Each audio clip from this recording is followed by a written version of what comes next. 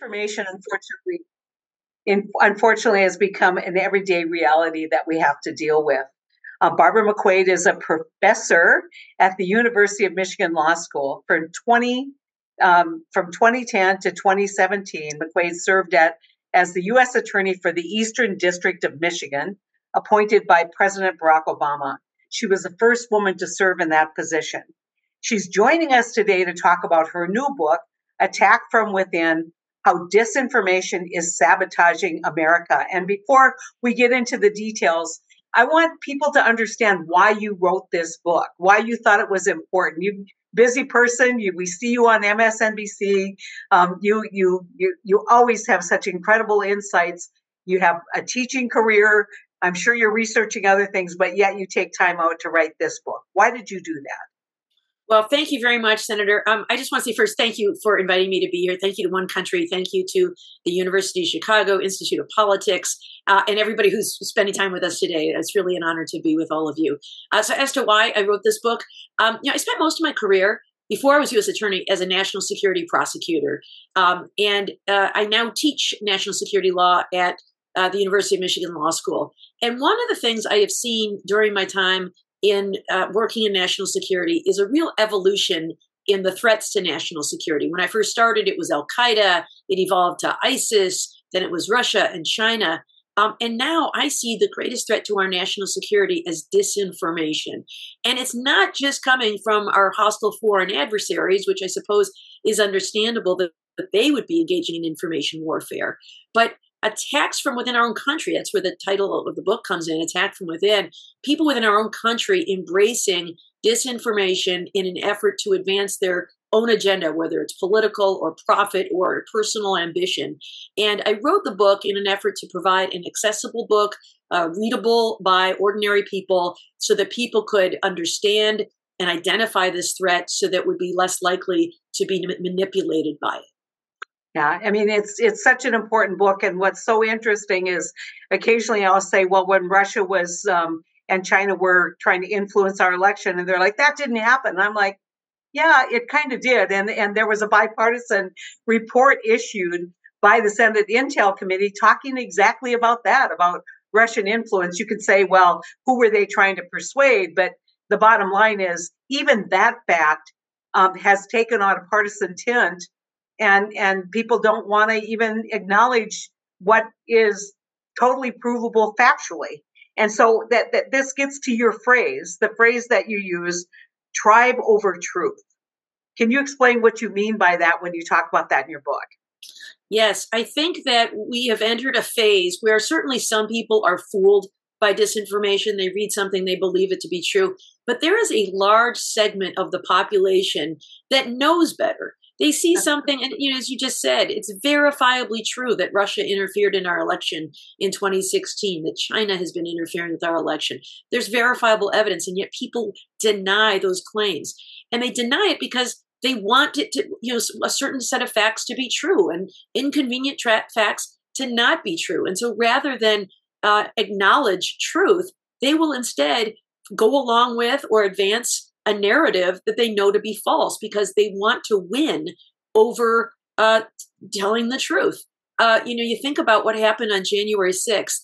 Liz Cheney, I think, is one of these people who is just aghast at the way that people are so willing to deny the facts. She writes in her book, Oath and Honor, about how on January 6th, many of her Republican colleagues thought this was, an awful, terrible thing that had happened and were prepared to impeach Donald Trump over it. And then a few weeks later, was it really so bad? Wasn't it ordinary political discourse?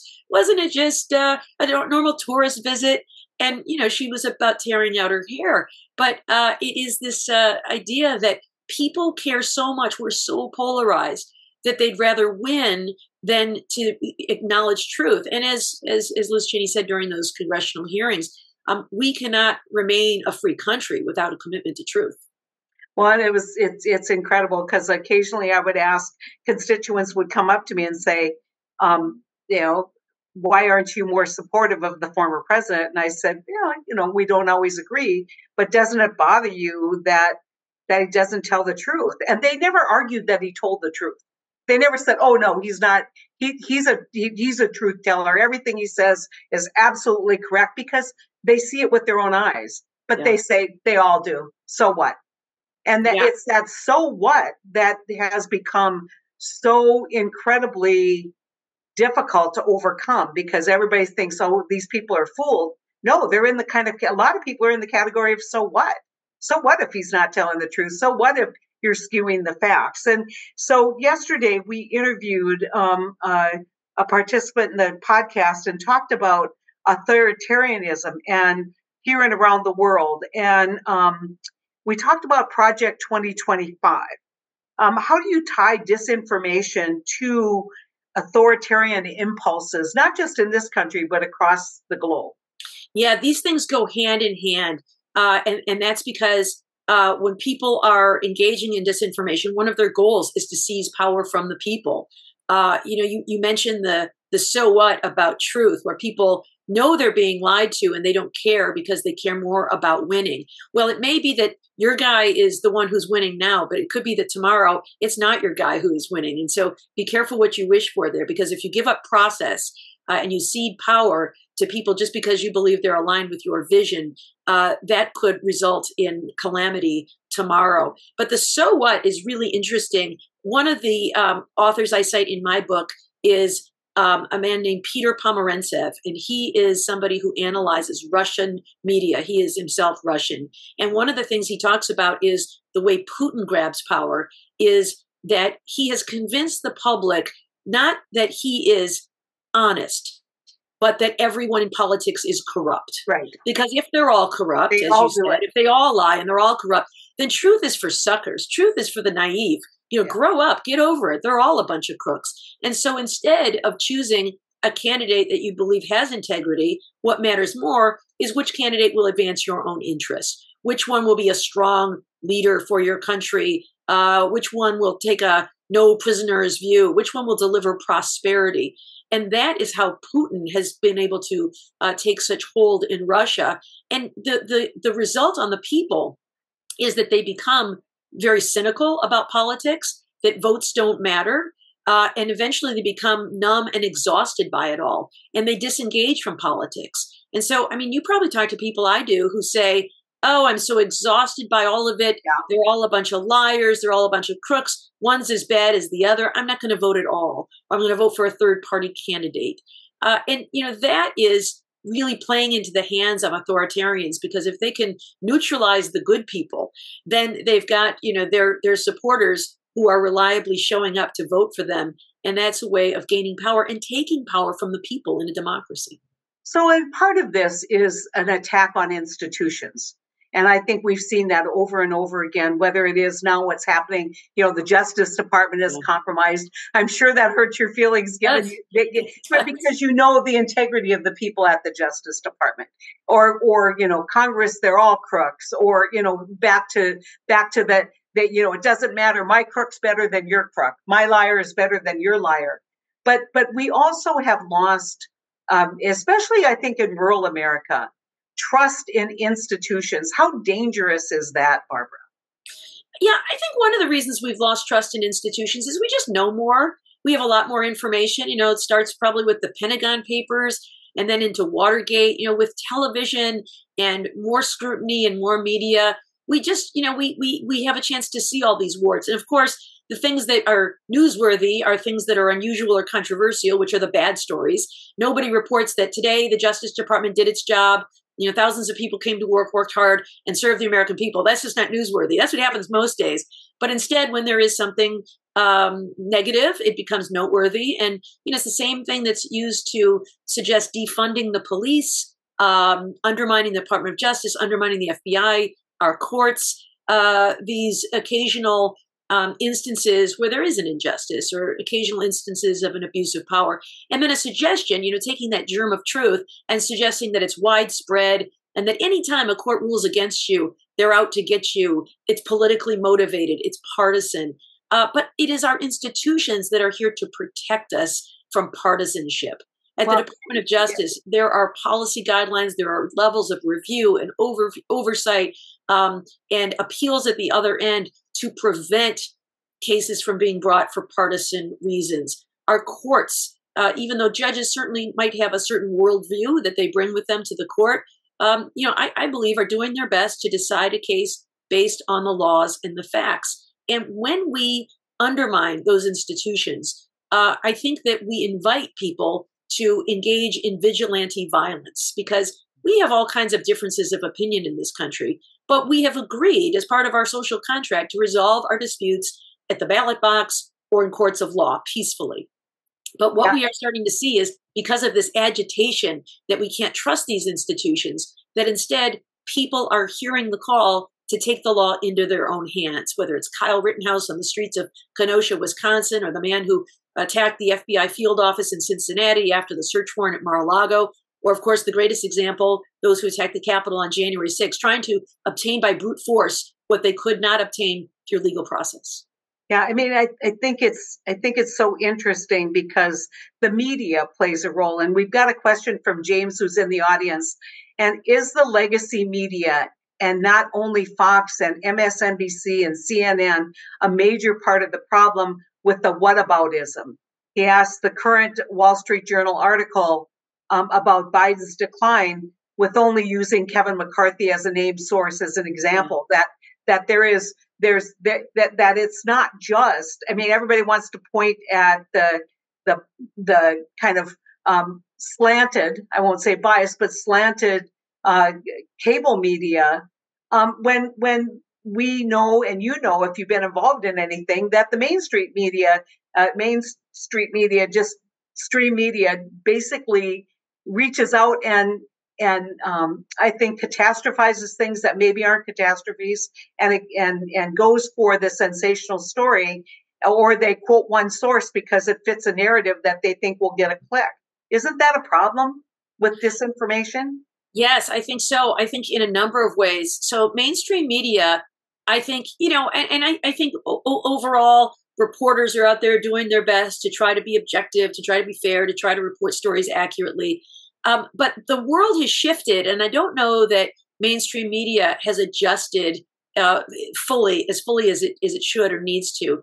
One of the things I think that is a problem is mainstream media was brought up to tell both sides of a story and to be balanced and fair. And sometimes there is no other side to a story when somebody is just outright lying to you. And so in an effort to, many find people on both sides, it's hard to tell that story. And so I think the press has been very reluctant to sometimes call out lies as lies, and to say, label them as such, to feel a need to present the whataboutism response, and to even report that someone said something that's false because they think it's newsworthy that this prominent person said this thing. But the problem with that, of course, is that it still amplifies the message. I'll give you an example. When Nancy Pelosi's husband was attacked in their home by an intruder with a hammer, Donald Trump Jr. and I think Elon Musk made some really off-color jokes about, suggesting that it was some sort of romantic affair gone astray, when there is absolutely no factual basis for that claim whatsoever. It became kind of a meme and a joke. It was something that was tweeted, I think, but mainstream media outlets reported it. They didn't say it was true. They just said that Donald Trump Jr. said this thing, or that Elon Musk, tweeted this thing. But the result of that, of course, is that the casual reader skims that, sees that, hears that, doesn't appreciate the nuance that they're just reporting that someone said this, not that this thing is true. And so they hear it and they believe it to be true. And so in that way, some of these false narratives become part of the story that people believe to be true. So I think we're in challenging times. I think mainstream media is still kind of figuring it out. I know in 2016, they were criticized for how much coverage, free unearned media they gave to Donald Trump because he would give interviews and say all kinds of outrageous things. I think this time around, a lot of them are refraining from covering his rallies and only covering bits where he says outrageous things. And I don't know that that's the right formula either. So I think they're a little bit damned if you do, damned if you don't. I think they're still kind of figuring it out because, it has become apparent that people who are disruptors are the ones who are going to get the attention. Right. So whether it's, someone like Marjorie Taylor Greene, who just wants to say a bunch of outrageous stuff, or Donald Trump, you're going to get airtime and attention if you say all kinds of outrageous things. What is the media's role in informing the public? Do they share all of that stuff? Do they share it with disclaimers? Do they share it with fact checking, or do they ignore it? And I think they're still kind of figuring that out. Yeah, I think you and I are both on college campuses. Been a lot of discussion about student unrest and student protests. What they don't say is, there were maybe 30, 40 people in the encampment, maybe 30, 40 counter protesters, and then hundreds and hundreds of students standing on the sidelines wondering what it was all about. They don't report the numbers, they just report the unrest, leaving an impression that I think is really unfair. The example I think that I would give you was Jerry Seinfeld's speech at Duke.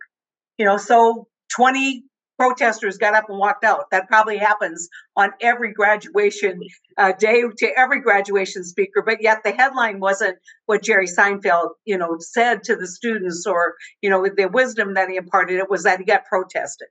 Yeah. And that number one, it's wrong, right? It creates the wrong impression about what's happening. And I'm not saying it's not newsworthy, but you think about that. And I have to give a shout out to someone like George Stephanopoulos, who has steadfastly asked people, do you think Joe Biden is the duly elected and appropriately elected president of the United States? And when people won't answer yes, he sticks with it. These are the kinds of things that, I think they are trying to figure it out. I think Caitlin Collins on CNN has done a good job of pushing back and just kind of, but people watch it with their confirmation bias. And so my question then to you is, you as a scholar who has studied these groups that are, the American public is not the enemy, but there are people out there who are the enemy of the American people and of our democracy, who are fanning the flames. So how do we inoculate the American public from the flame fanners? What do we do? I think education is a big way to do it. And that's one of the things I hope to do in my book, by helping people to recognize some of these things. You mentioned confirmation bias. We have all kinds of cognitive biases that cause us to notice some things and not notice other things, to believe in conspiracy theories, to act out of fear. And people know that. And so they push our buttons in ways deliberately to push us and stoke an emotional response. One of the things I talk about in the book is a technique known as the either-or fallacy. If you've ever done any debate, you're probably familiar with this term. Debaters use this technique, and that is to try to push the argument and frame it as if there are only two choices for any issue. So you're either with me or against me. It's all about the red team or the blue team.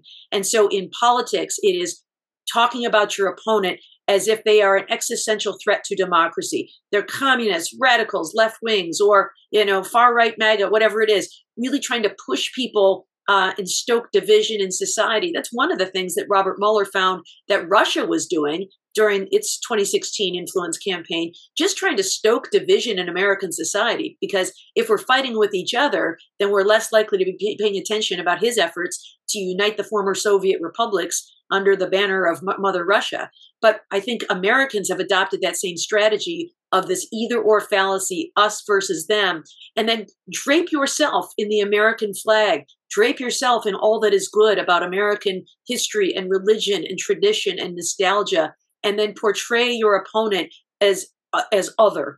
And I think that is what is so divisive in political discourse these days. But I think that if people recognize how these disinformers are preying upon us, and it could be for political advantage, it could be because they care about a profit like Fox News, it could be their own careerism. I look at someone like Elise Stefanik, a member of Congress, who at one time was highly respected and now repeats Donald Trump's phrase that the January 6th defendants who have been incarcerated for their crimes of violence on that day are hostages or political prisoners. There's just absolute no basis for that, and yet it suggests a certain narrative. I think if people are aware of how language is used and rhetoric is used to divide us in an effort to conquer us, I think we're less likely to fall prey to those techniques. Yeah. I think we're also reaping the whirlwind of decades of fear-based politics. Mm-hmm. It's a lot easier to scare you than persuade you. And, it's like, be very afraid of the other side, be very, very afraid. And you go back to, when the choice was Barack Obama or John McCain. I mean, I didn't feel I didn't feel like the democracy was going to be threatened if either one of them became president. The same thing with Mitt Romney. I didn't agree, obviously, as a Democrat, with Mitt Romney's, point of view about taxes or about what we needed to do to grow the middle class. But I never thought Mitt Romney would take the democracy apart. And so it's like we've stretched that, that rubber band to the absolute max. And now at what point does that then become the breaking point, Barbara? I mean, and don't you think part of it is it's just so easy to be a demagogue as opposed to an inspirational politician? Absolutely, and it's so much easier to campaign than it is to govern, right? And it's frustrating because it is not really allowing us to get anything done. As you know, politics is the art of compromise, and it's not us versus them or the either or fallacy. It's all about nuance. And I think when people campaign in this way, it causes voters to demand a form of political purity that no candidate can deliver on, and no candidate should deliver on. There should be some, common sense compromise so that we can get things done. Whether it's immigration or, support for Ukraine, what's happening in the Middle East, those are tough issues, but we're never going to solve anything if all we want to do is rile up our base by making speeches on the House or Senate floor and get, our voters all riled up about things. And I think that idea of demonizing opponents is something that has been very harmful to American society. You and I talked earlier about the Michigan State rivalry. And when people say, I'm a Spartan, sorry, I'm at Michigan, I always say we are rivals, but not enemies. And I think that, politicians used to think of themselves that way. That certainly we should have spirited and robust discussions about policy matters. But at the end of the day, we're all Americans. I've been watching a lot of the coverage of Normandy today, which has been very moving. I had a chance to visit there a few years ago. And so I'm really interested in watching and reading about it and hearing some of the speeches.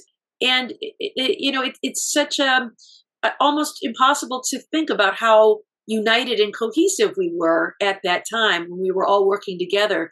And one of the things, there was a reflection from a speech by Ronald Reagan about how democracy was worth dying for, and these men gave their lives, but they knew they had the full backing of every American behind them. When was the last time you thought anybody had that? And I think we need to focus on things that might unite us as opposed to divide us. And instead, we see this politics of division that is a deliberate, I believe, effort to stoke division in society, to put wedges between people, to stoke the culture wars. Let's pick on LGBTQ issues, let's pick on guns, immigration, abortion, whatever it is, to get people riled up and focus on those things and then portray our rivals as our enemies who are demons, instead of looking where we can work and accomplish things where we can actually make some advancements in society. What can we do about infrastructure or immigration or climate change or things that we really should be addressing to move forward as a society? And it's not just on national security or democracy. Barbara Mikulski is a dear friend of mine. We got to be fast friends when we both served in the Senate together. One of the funniest people you're ever going to meet. And she tells a wonderful story about how her parents started their small grocery store in Baltimore during the Depression. And she asked him once, why would you ever do that? Why would you take that risk at a time of complete, economic collapse? And they said, we believed Franklin Roosevelt. We believed that better times were ahead. We believed in the trajectory of this country. And, now we have people who are really, honestly, really doing quite well in the economy. I'm not saying everyone is, who think it's going to hell because they're told every day it's going to hell. So we have another great question, Barbara, and this is right in your this is right in your wheelbase. It's at what point does this disinformation become so dangerous? They've slipped it out on me here. At what point does this disinformation become so dangerous It is the equivalent of yelling fire in a crowded movie theater. Could we reinstate the Fairness Doctrine or redo the Telecommunications Act to straighten some of this nonsense out? Yeah. Such a good question. I mean, I think that we're already at that point. I think January 6th was that point where it really demonstrated to me and the world, frankly, that just how dangerous this was. Because, some people will hear the rants of politicians who spew lies and sort of shrug or roll their eyes and say, what are you going to do about it? But there are others who are, perhaps more susceptible to these things than others, or looking for a cause, who will take action. In my work as a terrorism prosecutor, I learned about the cycle of radicalization. And this is what it looks like when people joined Al-Qaeda and ISIS. First, they were exposed to these, ranting sermons online where they were talked about, the decline and the disgrace, and people are laughing at you and looking down on you and trying to destroy our way of life. And you have a responsibility. You could be great. You could associate yourself with something bigger than yourself and take action and see glory in heaven. This is what people are buying. And I think it's a very dangerous point. So I do think there's some things that we should do about these things. The two specific points you raised are very interesting. One is the Fairness Doctrine. The Fairness Doctrine, for people who don't know, was something that was a requirement by the FCC until 1980s. The Reagan administration rolled it back, and it required broadcasters to provide both sides of a story. If they provided one side of a story, they had to provide an opportunity for a rebuttal by the opponent of that issue. And so as a result of that, we saw far less of this kind of one-sided biased reporting that we see today with Fox News and some other outlets. And so could we restore that? The answer is I don't know. I think it could be helpful because it was the Kennedy administration that actually started really enforcing it. Because, there was Father Charles Coughlin from Michigan during World War II, who was a real hate monger. There were some others coming up, and it was the Kennedy administration that pushed this. And as a result, they stopped. They had to stop their one-sided programming. Except, can I just interrupt? Yeah. One of the challenges, because I always tell people I used to be a lawyer. Uh-huh. One of the challenges, though, is when you're giving a license to use the airwaves, you have certain jurisdiction over these groups. If they're simply streaming or using cable, what is the jurisdiction that the federal government has to control this? Yeah. So this worked pretty well, and Reagan administration got rid of it in the 80s, and we saw the response to be Fox News and Rush Limbaugh and some of these other kinds of things. So all of this one-sided kind of hate radio, hate television. But as you say today, I don't know that it would be possible to do it without some changes in legislation to do it. Because, as you say, the FCC regulates the broadcast spectrum, which is television and radio. Cable TV, not part of that, which is why they can get away with so much more than what we see on network television or on broadcast radio. And then all of these podcasts. And that's where a whole lot of this disinformation is spewed today. Steve Bannon's War Room and some of these other kinds of things are just, completely unchecked, one-sided sharing of disinformation. I don't know that it would be possible to impose something like the Fairness Doctrine on some of those kinds of things just because of the infinite number of outlets that there are. So that's one thing. Now, I suppose the FTC, Federal Trade Commission, could try to do something, but it might be really difficult to monitor just because there's so many outlets today compared to what we had when the Fairness Doctrine was in its heyday.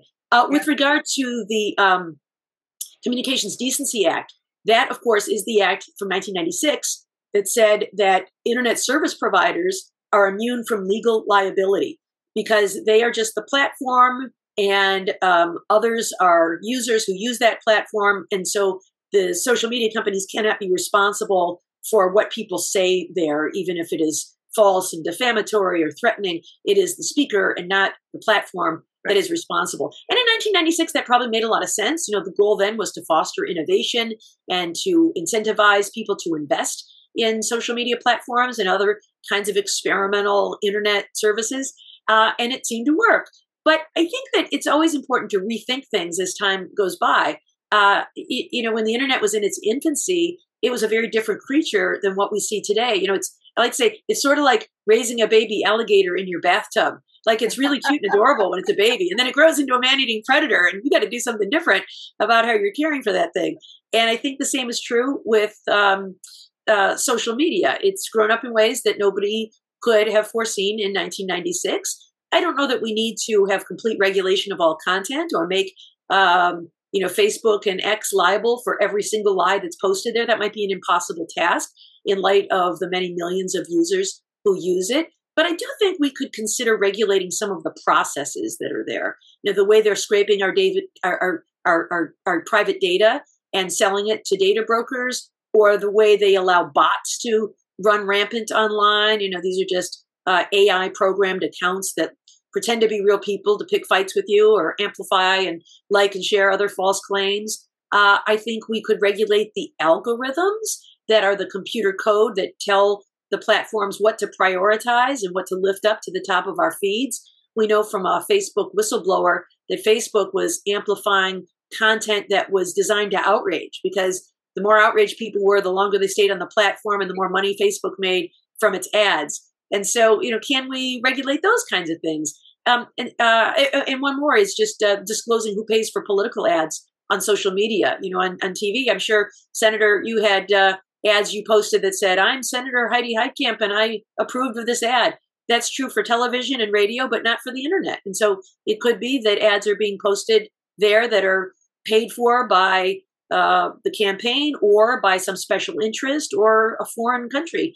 And Barbara, I was going to say, this is all going to get even more complicated with the advent of AI and absolutely, with the rapid development of technologies. And I will tell you, as somebody, along with your colleague, Claire McCaskill, who led the effort for amending 230 so that we could, in fact, pursue people who were selling children online, it's a tough slog and a difficult, once you weigh in on content, it's really difficult. But I think it's important for people to understand that there's this idea that content is biased to the left on these social media platforms. There's not a lot of facts that prove that. In fact, I think a lot of the folks have disproved that they're going to go where the money is. They're not going to go. Right. And I mean, they're not Democrats or Republicans. They're capitalists. Right. We have one final question that I want to get to, because it's so nice that people have been putting questions in. It's such an important issue. We hear this from Facebook. I drive crude oil and diesel fuel and gasoline, and I'm not a scholar by any means, but I see my peers argue that we are not really a democracy. Does this play into the hands of authoritarian type strongmen? Because it sounds like a dangerous redirect. Yes. So I think this is an effort to normalize this idea that we're a republic, not a democracy. I mean, truth be told, we're either a democratic republic or a Republican democracy, right? That just means that we elect representatives to do some of the hard work of legislating as opposed to have direct vote. But we are still a very, participatory democracy. So this is one of those disinformation tricks where there's a germ of truth to it. When people say we're not really a democracy, we're a republic. But why are they saying this? I've seen Senator Mike Lee say this, and it says to me that what they're really doing is trying to normalize the idea that elected officials or elite leaders in government or strong leaders in government know better than the people do. And it is an effort to, erode the power of the people by taking a little more and a little more. This is something that we have seen around the world, democratic backsliding, in Hungary and certainly Russia, China, Venezuela, Turkey, and other countries. And this is the kind of rhetoric that we see in those countries, which can be a really good preview of where some of these things are going. After the January 6th attacks, there were officials in Russia who were celebrating, and one said, "Look at the United States. They are no longer the model for democracy around the world. They're limping on both feet." And of course, since World War II, it has been the foreign policy of the United States to lift up democracies around the world because we believe not only is it good for us, but it's good for our national security when other countries are also democracies. We have fewer wars, we have fewer refugee crises, we have more and better trade partners when other countries are democracies. And so this backsliding is harmful to us as well. In China, after January 6th, President Xi said, look at the United States, it's proof that democracy doesn't work. What you really need is a strong leader, because after all, the point isn't democracy, the point is prosperity, and a strong leader is better equipped to give that to you. Of course, in China, they imprison dissidents and protesters and journalists who disagree with the great leader. So I worry that this is the same kind of signal that has been seen in some of those other countries where there's been democratic backsliding, to push away from the idea as democracy as the ideal and in using the term republic. So to me, it is a buzzword that is a little bit of a red flag, to mix my metaphors, of an effort to normalize the taking of power from the people. You know, the interesting thing is when I argue this point about democracy and about the importance of our political system, I say it's essential to the free enterprise system. Mm-hmm. I mean, look at authoritarian governments tend to basically control the economy to the point where there isn't innovation. And it is critical that we maintain our political system of diverse thinking, of an opportunity for everybody to express their opinion, because it's essential to our economic model of free enterprise. You know, people don't ever kind of connect those. They think, oh, you're the government, you're in the way of free enterprise, you're in the way of a choice that a company would make. And you want to say, well, we can go to no regulation at all. Good luck going to the grocery store and feeling like you're buying a piece of meat that's, safe. Good luck grabbing the drinking water and knowing that you're not going to be contaminated. And so I think we forget the role that government plays in security and safety, because we take it for granted, right? Yeah, I think that's such a good point. We have for granted. Yeah, I think that's such a good point. What we take for granted, and also, we've seen throughout history, one of the things authoritarians do to gain power is they cozy up to the rich and powerful. So you get big corporate tax cuts. You foster an environment of huge CEO salaries. You send jobs offshore, all of these kinds of things that curry favor with the wealthy business class, because they will help put you in power. But ultimately, it's a very short-term and short-sighted view, because long-term, it is going to redound to their detriment. Well, listen, Barbara, we're out of time. We could talk forever about this, but your book, and I'm looking for the title. It's such a great title. Would you tell people Attack from Within, how disinformation is sabotaging America? And what's great about your book is you don't just admire the problem, you provide some blueprint for strategies that can in fact move our country back to being a fact-based democracy. Yeah, thank you. People can get it anywhere books are sold, Amazon, or my own website, barbaramcquade.com. Thanks so much. Thanks so much, Barbara. You're just such a delight to visit. Thank you. Thanks. Wonderful talking with you. Take care. Thanks.